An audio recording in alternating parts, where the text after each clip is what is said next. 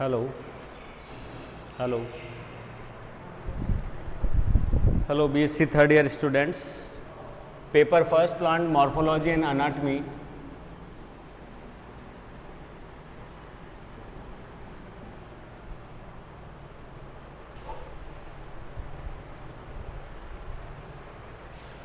आज के लिए हमारा टॉपिक है anomalous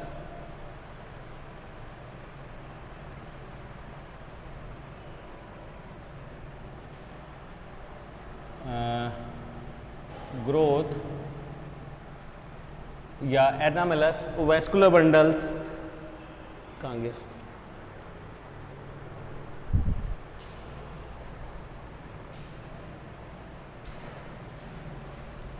primary structure of dicot stem. Anomalous की अगर अपन बात करें तो इसको लिख सकते हैं हम अपसामान्य।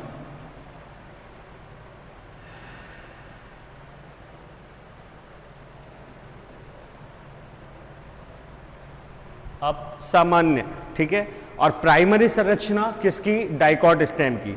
इसको पहले समझते हैं कि इसमें कहना क्या चाह रहा है, ठीक है। तो उससे पहले अपन एक वर्ड पे आते हैं, that is vascularisation.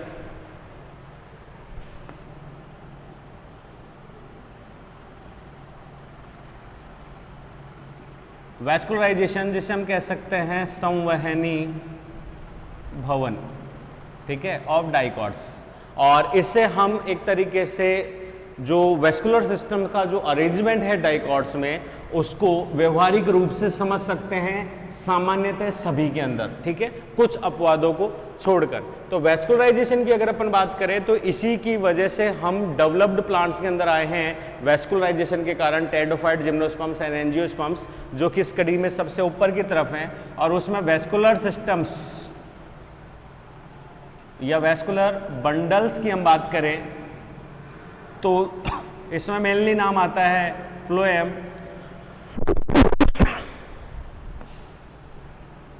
And xylem, ठीक है। नॉर्मल अरेंजमेंट अगर अपन कहते हैं तो डाइकॉट्स के अंदर जो ये एंडोडर्मिस है, एंडोडर्मिस है, इस एंडोडर्मिस के अंदर एक सिंगल लेयर पेरिसाइकिल, ठीक है। और पेरिसाइकिल के अंदर यहां पे फर्स्ट प्रेफरेंस किसको है? फ्लोएम पार्ट को। देन क्योंकि डाइकॉट्स है तो ज्यादातर इनमें कैम्बियम होगी ही, और फिर उसके बाद जो प्राथमिकता है वो किसको है? That is pH, that is calcium cambium, और ये हो गया जाइलम शॉर्ट फॉर्म में। क्लियर है? और ये एक रिंग के रूप में स्थापित होते हैं, जरूरी नहीं है कंटिन्यूस हो, पैचेज के रूप में हो सकते हैं, लेकिन एक रिंग में स्थापित होते हैं। और उसी रिंग के अंदर जो है इनका अरेंजमेंट हमेशा दिखाई देता है। जो नंबर्स अलग अलग स्पीसीज में या अलग अलग जो फैमिलीज मेंबर्स हैं उनमें अलग अलग वेरिएशंस के साथ में ये शो होते हैं। तो इस अरेंजमेंट के अकॉर्डिंग अगर अपन बात करें तो यहाँ पे जो वैस्कुलर बंडल्स हैं उनमें अरेंजमेंट क्या है? फ्लोएम सदैव बाहर की ओर और जाइलम सदैव केंद्र की ओर, सेंट्रीपिटल फॉर्म में एक चीज, ठीक है। यहाँ पे ये अरेंजमेंट हो गया। यही चीज रूट्स में, यही चीज स्टेम्स में, और यही चीज लीव्स के अंदर, डाइकॉट लीव्स के अंदर भी यही अरेंजमेंट जो है देखने को मिलता है। अब इसमें अगर हम बात करें वैस्कुलर सिस्टम्स की, तो वैस्कुलर सिस्टम में क्या है कि बाय द प्राइमरी जो संरचना बनी है,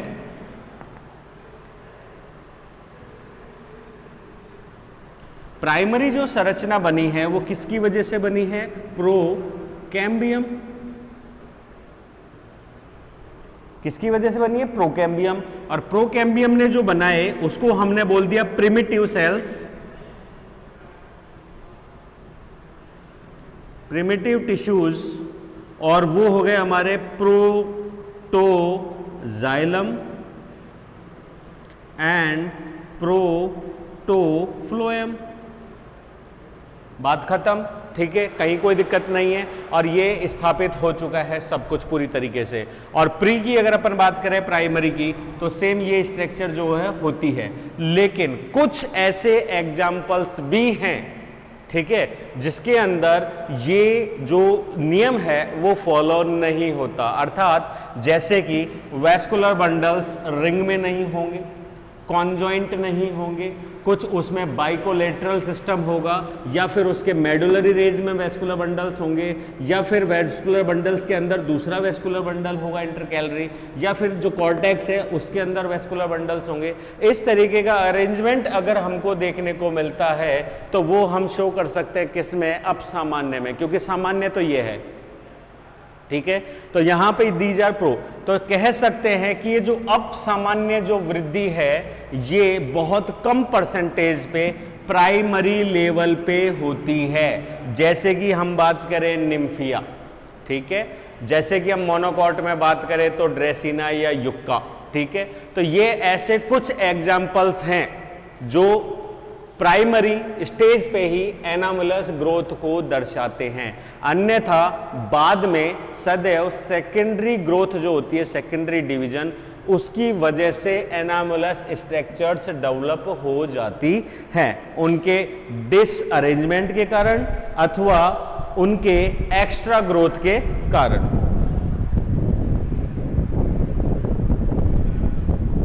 तो यहां वैस्कुलराइजेशन की हम बात कर रहे हैं, तो वैस्कुलराइजेशन में ये कह रहा था कि प्राइमरी स्टेज पे जो फ्लोएम है वो अंदर की ओर, जो जाइलम है वो बाहर की ओर, क्लियर है, क्लियर, ये हो गया, सॉरी उल्टा बोल दिया, जो फ्लोएम है वो हमेशा बाहर की ओर और जो जाइलम है वो सदैव अंदर की ओर। यहाँ पे अभी अपन मेटा या प्रोटोजाइलम ऐसी कोई संरचना को डिवाइड नहीं कर रहे हैं, कोई डिफरेंशिएशन नहीं है। लेकिन जब सेकेंडरी ग्रोथ होती है तो activity by the cambium tissues, इस कैम्बियम के उसकी वजह से बाहर की ओर फ्लोएम, सेकेंडरी फ्लोएम, और अंदर की ओर क्या बनता है, सेकेंडरी जाइलम टिश्यूज का डेवलपमेंट होता है। ऐसे में जब ये डेवलपमेंट होता है तो जो मेटाजाइलम है उसके पहचान के तरीके ये हैं कि मेटाजाइलम की सेल्स थोड़ी आकार में बड़ी क्योंकि नई बनी हैं और एक तरीके से व्यास बढ़ चुका है पादप का। प्रोजाइलम तब बने थे जब आकार बहुत छोटा था, आयतन नहीं था पादप का। दूसरा जो मेटाजाइलम है उनकी भित्ति जो है टेंजिशनल वॉल्स वो कैसी रहेंगी, बहुत ही पतली, दैट इज मेटा। और प्रोटो की अगर अपन बात करें तो प्रोटो आकार में भी छोटा था, मतलब ऐसा नहीं है कि ये षटकोणाकार ही होती है, आप इसे गोलाकार भी बना सकते हैं, कोई दिक्कत नहीं है। और यहाँ अगर अपन बात करें तो कलांतर में वर्क करते करते एंड ट्रांसपोर्ट करते करते वाटर एंड मिनरल्स का इसकी आंतरिक, क्योंकि सेलुलोज द्वारा कोशिका द्रव्य द्वारा क्या किया जाता है, इन पे डिपोजिशन, और डिपोजिशन करते करते फाइनली एक स्टेज ऐसी आती है कि इनकी जो भित्ति होती है वो बहुत ही ज़्यादा क्या हो जाती है, जटिल हो जाती है, मोटी हो जाती है, और इनके अंदर की जो ल्यूमेन हो जाती है वो हो जाती है बहुत ही छोटी, जबकि इसकी ल्यूमेन जो है वो गुहा क्या है, बहुत ही बड़ी। दीज आर मेटा, और ये हो गया प्रोटोजाइलम, ठीक है, ये हो गया। ऐसे में जो अरेंजमेंट है स्टेम्स में वो प्रोटोजाइलम अगर केंद्र की ओर है प्रोटो, और मेटाजाइलम जो है वो कहां है,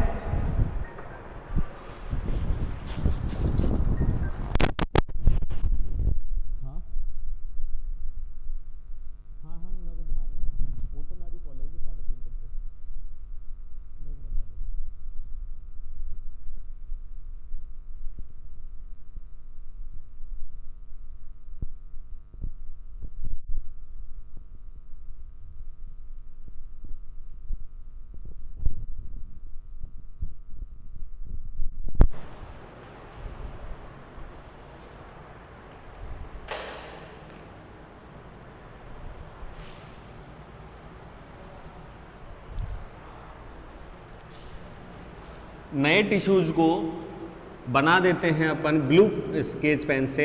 ये ब्लू कलर के जो आपको दिख रहे हैं ये तो हो गए मेटा, और ये हो गए primitive proto. These are proto, दिख नहीं रहा हो तो समझ लीजिए, केवल एक समझने के हिसाब से है। और ये हो गए मेटा। उसी प्रकार से कैम्बियम से अंदर की तरफ बनती है मेटा फ्लोएम, और बाहर की तरफ जो छट जाती हैं वो है प्रोटो जाइलम। क्लियर है? तो ऐसी कंडीशन में यहां पे आप समझ रहे होंगे कि जो प्रिमिटिव सेल्स है वो कहां है? केंद्र की ओर, और जो नई सेल्स है वो कहां है? बाहर की ओर। दीज आर सेंट्रीफ्यूगल, और ये हो गई सेंट्रीपिटल। ठीक है? तो ऐसे में अगर प्रोटोजाइलम अंदर की तरफ है तो ये कंडीशन कहलाती है एंडार्क। ठीक है? और अगर प्रोटोजाइलम बाहर की तरफ हो तो ये कंडीशन कहलाती है एक्जार्क। अंत है आदि दारू, बाह्य आदि दारू। आदि का मतलब हो गया प्रोटोजाइलम। ठीक है? और नॉर्मल वेस्कुलराइजेशन में जो हमारी प्राइमरी स्ट्रक्चर है या जो सेकेंडरी स्ट्रक्चर है उसमें डाइकॉट स्टेम, डाइकॉट स्टेम जो है वो कैसा होता है? सदैव एंडार्क। जबकि अगर अपन रूट सिस्टम की बात करें तो वो कैसी होती है? हमेशा एक्जार्क कंडीशन में होती है। अब अगर कोई हमें वेस्कुलर बंडल कुछ उल्टा और एक्जार्क मिले तो वो हम किस में ले लेंगे? एनामोलस ग्रोथ के अंदर उसको वेरीफाई करेंगे। क्लियर है? ये हो गया। अब इसके अलावा एक और, जो डाइकॉट्स के स्टेम्स हैं वो हमेशा, डाइकॉट्स के जो वेस्कुलर टिश्यूज हैं वो हमेशा फ्लोएम और जाइलम सदैव क्या रहते हैं? उनके एक साथ। ये हो गया फ्लोएम, ये हो गया उसकी रेज, और ये हो गए xylem tissues, vessels and tracheids. That is phloem, cambium और जाइलम। ठीक है? तो ऐसे में हमारे पास में जो आता है वो है फर्स्ट इज रेडियल। रेडियल में क्या चल रहा है? रेडियल में अगर अंदर की साइकिल में जाइलम्स और उन्हीं के साथ में बीच में जो है वो उसी रिंग में आ रहा है फ्लोएम, मतलब ये दोनों साथ नहीं है, एक दूसरे के अल्टरनेट पोजीशन में, तो दैट कंडीशन इज नॉन है, दैट इज जाइलम, और ये हो गया फ्लोएम। तो ये कंडीशन क्या कहलाती है? रेडियल, रेखीय। क्लियर है? एक दूसरे के साथ नहीं है। लेकिन डाइकॉट्स, ये ज्यादातर आपको मोनोकॉट्स के अंदर ये संरचना देखने को मिलती है, या फिर रूट्स में। सेकेंड पॉइंट जो हमारा आता है वो है कॉनजॉइंट। कॉनजॉइंट की हम बात करें तो फ्लोएम और जाइलम दोनों एक दूसरे के साथ रहेंगे और उनकी उपातीय भित्ति जो है वो साथ रहेगी। ठीक है? कोलेट्रल, कोलेट्रल का मतलब हो गया समद्विपार्श्विक।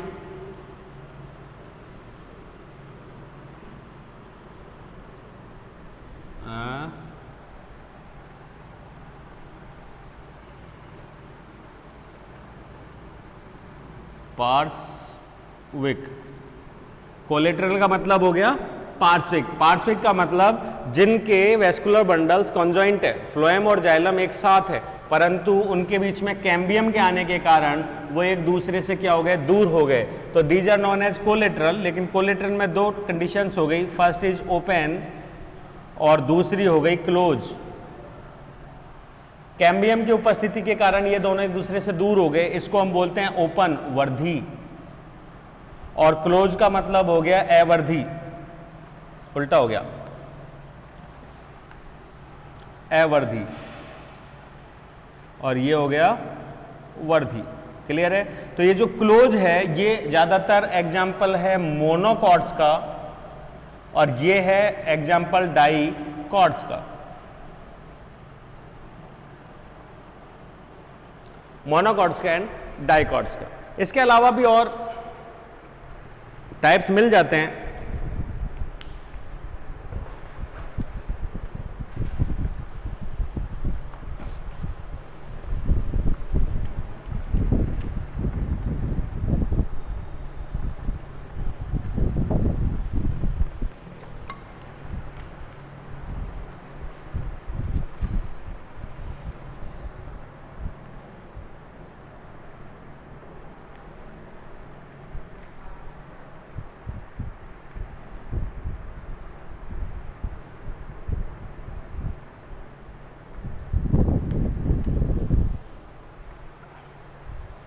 इसके अलावा भी और टॉपिक्स मिल जाते हैं, जैसे कि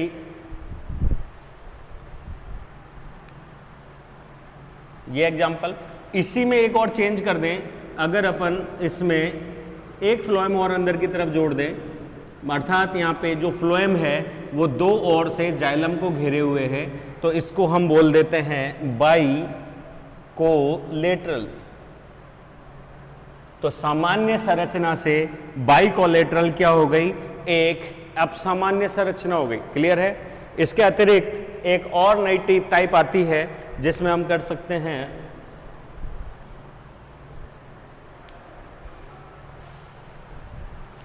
कॉन्सेंट्रिक बंडल्स। कॉन्सेंट्रिक की अगर अपन बात करें तो जैसे इसने घेरा है फ्लोएम ने, अगर ये चारों तरफ से घेर ले और संरचना बना दे ये वाली, दैट इज जाइलम, और ये बाहर की तरफ हो गया पूरी तरीके से फ्लोएम। ठीक है, तो इस तरीके के बंडल्स। और इसकी एग्जांपल अगर अपन दे तो जाइलम को फ्लोएम ने घेरा है, that is amphi cerebral.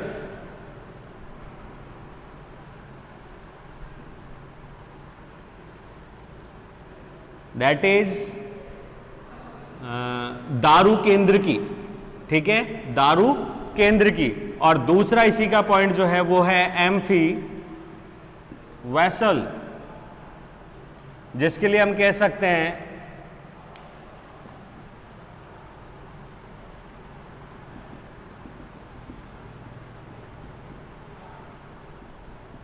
That is, जिसमें वेसल चारों तरफ से घेरती है। ये हो गया जाइलम और ये हो गया फ्लोएम। ये हो गया जाइलम और बाहर की तरफ है इसमें फ्लोएम। तो हम इसको कह सकते हैं एक तरीके से पोषवाह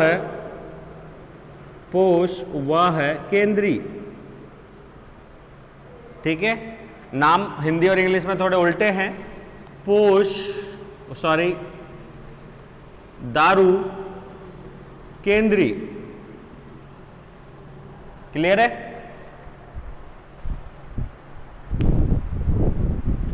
इसके अलावा इसमें एक वर्ड और आता है, वो है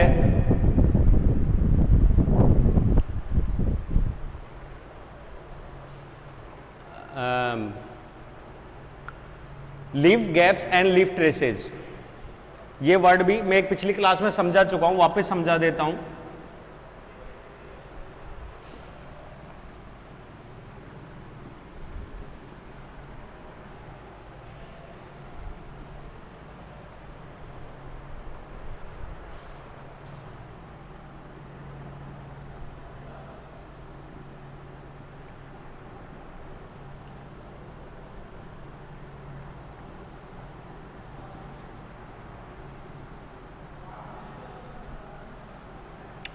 लीफ ट्रेस, इसको हम लिख सकते हैं पर्ण अनुपथ, और ये हो गया पर्ण अंतराल। पर्ण अनुपथ में हमको क्या ऐड करना है, पर्ण अनुपथ में ये हो गया जैसे कि मेन स्टेम और ये उसकी सप्लाईज वेसल्स एंड ट्रैकेट्स। ये हो गया उसका नोडल रीजन, इंटरनोड, और इंटरनोड क्या बोलते हैं, पर्व संधि नोड। और नोड की हम बात करें तो नोड पे से क्या डेवलप हो रही हैं, ब्रांचेज। और ब्रांच अभी डेवलप नहीं हो रही है, ये ब्रांच पे एक तरीके से बर्ड प्रीमोडिया के रूप में है ये। क्लियर है। तो ऐसे में यहाँ पे जब ये डेवलप होती है एक ब्रांच में या ये डेवलप होती है एक लीफ में, तो ऐसे में जो लेटरल वेसल्स हैं वो क्या होती हैं, हल्का सा अंदर की ओर घूमती हैं। क्लियर है। और घूमने के बाद यहाँ की जो लीफ या ब्रांच की जो वेसल्स हैं उनसे क्या करती हैं, कांटेक्ट। ठीक है, ये हो गया। तो यहां पे अगर अपन बात करें तो इसको कह सकते हैं कि सेंट्रल से लेटरल का आपसी जुड़ाव, that is leaf trace. Clear है। जो ही ये लेटरल से जुड़ती है, इसकी ऊपर वाली वेसल से कनेक्टिविटी क्या हो जाती है, ब्रेक हो जाती है। क्लियर है, दिख रहा होगा डायग्राम में। तो जब ये कट के इससे जुड़ती है तो इसकी जो स्पेस है वो बन जाती है। एक्चुअली में हम इसको स्पेस कहते हैं पर ये स्पेस होती नहीं है, क्योंकि इन सेल्स को तुरंत यहाँ पे मृदुत की कोशिकाओं द्वारा घेर लिया जाता है, जो कि संवहनी कोशिकाएं होती हैं, जाइलम की पेरेन्काइमेटस सेल्स होती हैं। इसको बोलते हैं लीफ गैप, जो कि धीरे धीरे संवहनी सेल से भर लिया जाता है और बाद में वो सेल्स जो हैं वो वापस वेसल्स के रूप में यहाँ पे डेवलप हो जाती हैं। ठीक है, कंटिन्यूस सप्लाईज को पूरा करती हैं। तो ये दो चीज़ें, तो ये साइड की लीव्स, ब्रांचेज, फ्लावर्स, सभी में वेस्कुलराइजेशन का एक कंसेप्ट है, लीफ गैप्स एंड लीफ वो ट्रेस एंड लीफ गैप्स। और इन लीफ ट्रेसेस को हम पत्ती के, जो पत्ती टूट जाती है, फ्लो हो जाती है, उसके बाद भी हम इसको क्या कर सकते हैं, रैकिस पे देख सकते हैं ट्रेसेस के रूप में। तो इन सारी चीज़ों में हम स्टार्ट करते हैं एनामुलस प्राइमरी स्ट्रक्चर्स, क्योंकि इन सारे एग्जाम्पल्स में हम ये समझ चुके हैं कि जो स्टेम की प्राइमरी स्ट्रक्चर होती है वो बेसिक होती है, उसके ऊपर बहुत ज़्यादा चेंजेस नहीं होता, सेम ही होती है। बहुत कम एग्जाम्पल्स या फैमिलीज हैं जिनमें प्राइमरी स्ट्रक्चर में क्या आता है, चेंजेज आता है। क्लियर है? बाकी वो एक तरीके से इवोल्यूशनरी है, लेकिन ज़्यादातर जो एनामुलस ग्रोथ्स होती हैं वो किसकी वजह से होती हैं, सेकेंडरी ग्रोथ की वजह से होती हैं, या फिर अडेप्टेशंस, अनुकूलन के अनुसार जो है ये अपसामान्य स्ट्रक्चर्स बनती हैं। और इन अपसामान्य प्राथमिक संरचनाओं में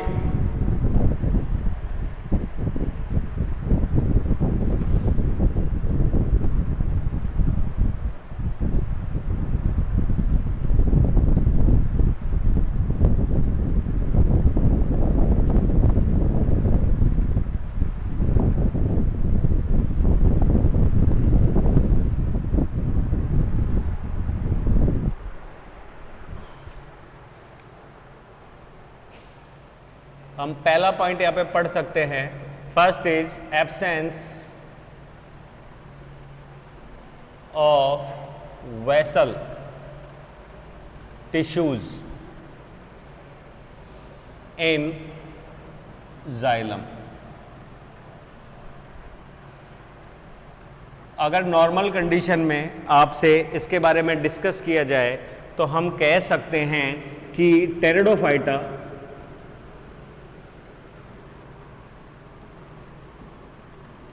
जो कि पहले वेस्कुलर सिस्टम्स के प्लांट्स हैं, प्रिमिटिव्स हैं, और इनमें सबसे पहले वेस्कुलर सिस्टम डेवलप हुआ। इनमें ट्रैकेड्स, जाइलम ट्रैकेड्स होती हैं परंतु वेसल्स अनुपस्थित होती है, कोई दिक्कत नहीं है। ठीक है, फिर हम आते हैं जिम्नोस्पर्म में। जिम्नोस्पर्म्स में भी वेसल्स जो हैं वो क्या हैं, अनुपस्थित हैं, परंतु हम बात कर रहे हैं किसकी, एंजियोस्पर्म्स की। उनमें वेसल्स एक नई उत्पत्ति है, क्योंकि ट्रैकेड्स तो प्रिमिटिव हैं, ये तो क्या है, प्रीमिटिव, पहले से है। ठीक है, तो वेसल्स की अगर हम बात करें तो वेसल्स जो है वो एंजियोस्पर्म्स का ही लक्षण है, जिम्नोस्पर्म्स का और टेरिडोफाइट्स का नहीं है। अगर यहाँ पे हम कुछ अपवाद स्वरूप बात करें तो वो एक अलग चीज है कि हाँ, पुराने टेरिडोफाइट्स हैं जैसे कि स्लेजिनेला है। ठीक है, टेरिडोफाइट में वो क्या बोलते हैं, टेरिडियम है, स्लेजिनेला है, उसमें वेसल्स मिल रही हैं, तो वो एक अलग चीज है।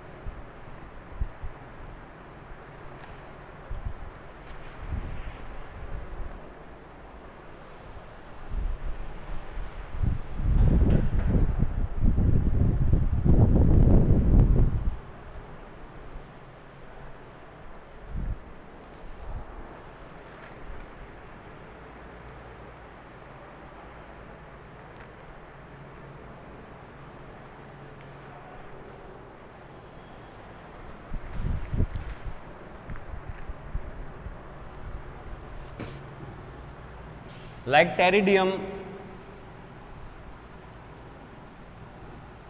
and नीटम। ये कुछ ऐसे टेरिडोफाइट्स हैं जिनमें वेसल्स मिल रही हैं। ये हमारे टॉपिक का नहीं है, सब जो आज हम पढ़ रहे हैं टॉपिक उससे रिलेटेड नहीं है, लेकिन ये काम की चीज़ है जो हमको समझनी है कि एक्चुअली में टेरिडोफाइट्स में वेसल्स नहीं है, लेकिन वहाँ कुछ एग्जांपल्स हैं जैसे कि नीटम है, टेरिडियम है, उसके अंदर क्या हो रहा है, वेसल्स पाई जा रही है। ठीक है, तो ये उनके लिए अपवाद हो गया। वहीं अगर अपन जिम्नोस्पर्म्स की बात करें तो जिम्नोस्पर्म्स में कुछ एग्जाम्पल्स अपन ले सकते हैं। अच्छा, वो नीटम ऊपर गया, नीटम वो जिम्नोस्पर्म का है, यहाँ पे स्लेजिनेला, उल्टा लिख दिया, नीटम, वेलविशिया। ठीक है, ये हो गया स्लेजिनेला। ये कुछ ऐसे एग्जांपल्स हैं जिनमें वेसल्स हैं। वहीं अगर अपन जिम्नोस्पर्म की बात करें तो वेसल्स नहीं मिलती, लेकिन नीटम में, वेलविशिया में जो कि एक फॉसिल है, ठीक है, इनके अंदर जो है वो वेसल्स पाई गई हैं, वेसल्स पाई जाती हैं। इफेड्रा भी एग्जांपल ले सकते हैं।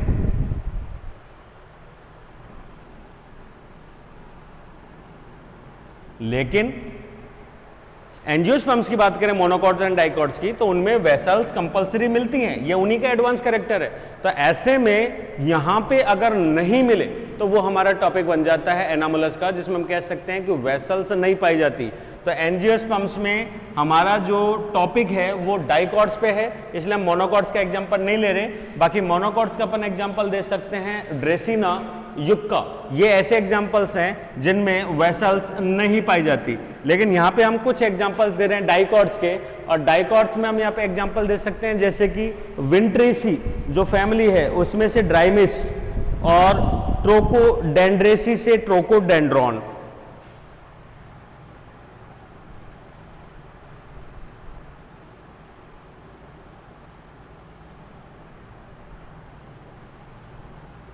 ड्राइमिस में वेसल्स नहीं मिलती, ट्रोकोडेंड्रॉन,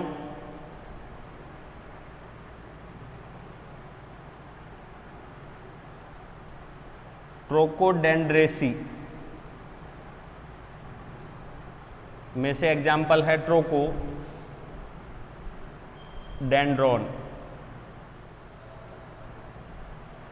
ट्रोकोडेंड्रॉन इसमें भी वेसल्स नहीं मिलती। कुछ हम हाइड्रोफाइट्स की बात करें तो लाइक हाइड्रिला, हाइड्रिला प्लांट जो है इसमें भी वेसल्स जो हैं वो नहीं मिलती। और एग्जांपल हम यहां दे सकते हैं लाइक जैसे कि क्रीटोफिल्ला, क्रीटोफिल्लम के अंदर भी जो है वो वेसल्स नहीं मिलती हैं।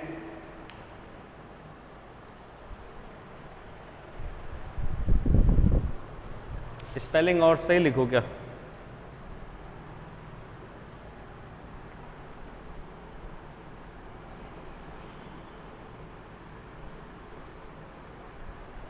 ठीक है, ट्रोकोडेंड्रॉन। इसी तरीके से एग्जांपल और दे सकते हैं क्रीटोफिल्लम,